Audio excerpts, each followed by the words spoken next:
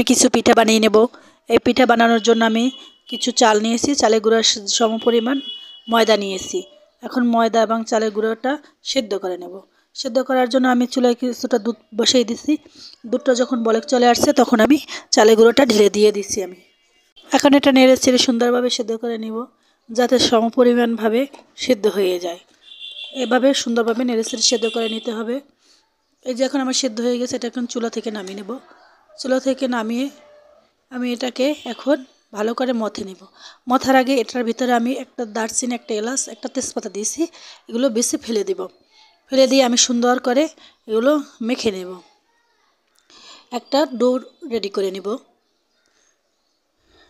একটু হালকা গরম হওয়ার জন্য অপেক্ষা করতেছি। এই যে দেখেন আমার একটা ডোরা রেডি হয়ে গিয়েছে।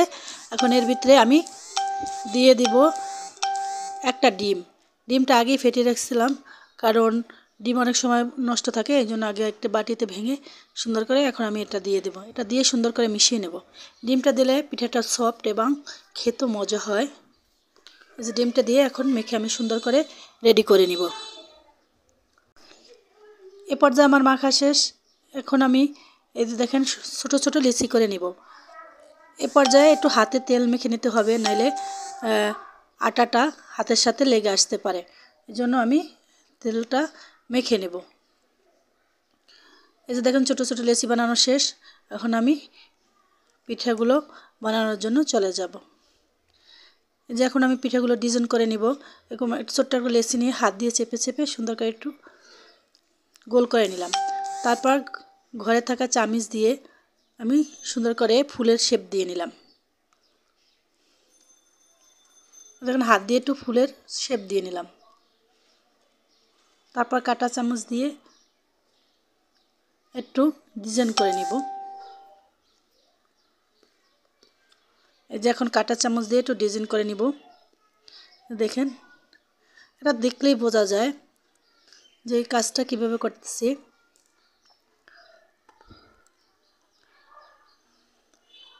এই যে দেখেন এই পর্যায়ে আমার সুন্দর একটা ডিজাইন তৈরি হয়ে গেল। এখন আমি অন্যরকম আর একটা ডিজাইন তৈরি করে নিব। এজন্য ময়দাটা একটু মতে নিলাম, যাতে সুন্দরভাবে হয়। এই যে সুন্দর করে গোল করে নিলাম। এখন হাত দিয়ে চেপে চেপে এই যে দেখেন ঘরে থাকা এভাবে একটা ছাঁকনি নিয়ে নেব। ছাঁকনির ভিতরে একটু তেল দিয়ে দেব।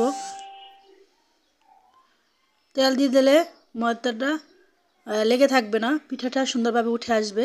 এভাবে ছাঁকনি সবার ঘরেই থাকে। এই যে দেখেন সুন্দর একটা ডিজাইন হয়ে গেল। ঘরে থাকা জিনিস দিয়ে আপনি সুন্দরভাবে ডিজাইন করে নিতে পারবেন।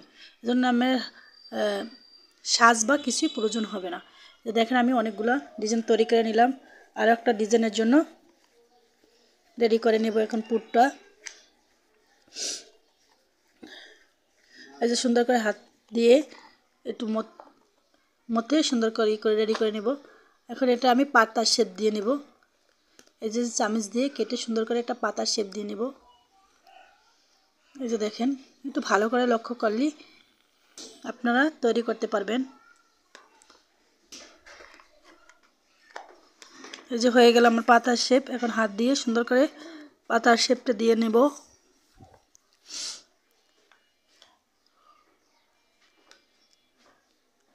এখন মাঝখান দিয়ে একটা পাতার মতো দাগ দিয়ে নেব। তারপরে চারপাশে পাতার মতো সুন্দর করে দাগ কাটে নেব। এই যে হয়ে গেল আমার পাতার শেপ দেওয়া। দেখেন কি সুন্দর একটা পাতার শেপ হয়ে গেল। এই যে দেখেন আমার সুন্দর মতো পিঠা পাতাটা হয়ে গিয়েছে। দেখেন একদম প্রাকৃতিক সুন্দর। এখন আবার একটা ডিজাইন করে নিব আপনাদের দেখাবার স্বার্থে। এই যে সুন্দর করে ডিজাইন করে নিব। এই যে দেখেন আবার কাঁটা চামচ দিয়ে এভাবে সুন্দর করে ফুলের শেপ দিয়ে নেব।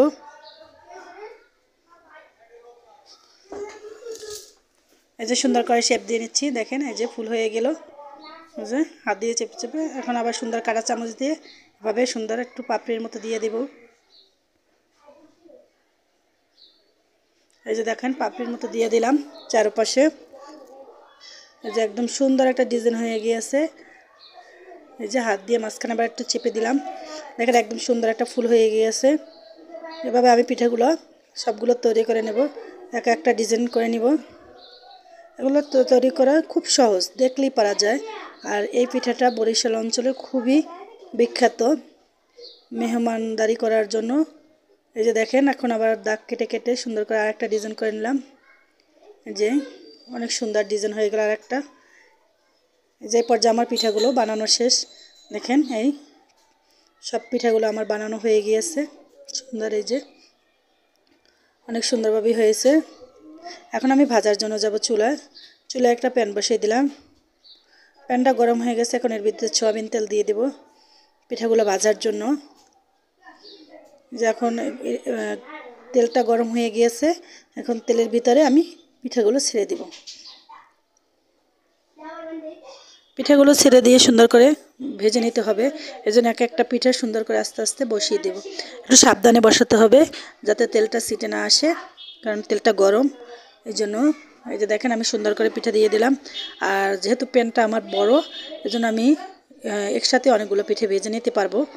এই যে দেখেন সুন্দর করে বসিয়ে দিলাম। এই যে আমার দেওয়া শেষ হয়ে গিয়েছে। এখন আমি উল্টিয়ে পাল্টিয়ে ভেজে নেব কিছুক্ষণের জন্য। যে একটা পাশ হয়ে গিয়েছে, মোটামুটি কালার চলে আসছে। এখন অন্য পাশটা একটু উল্টিয়ে দেব।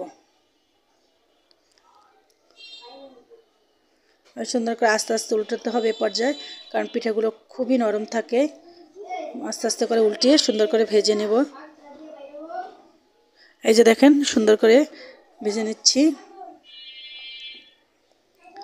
এই যে দেখেন কালার চলে আসছে।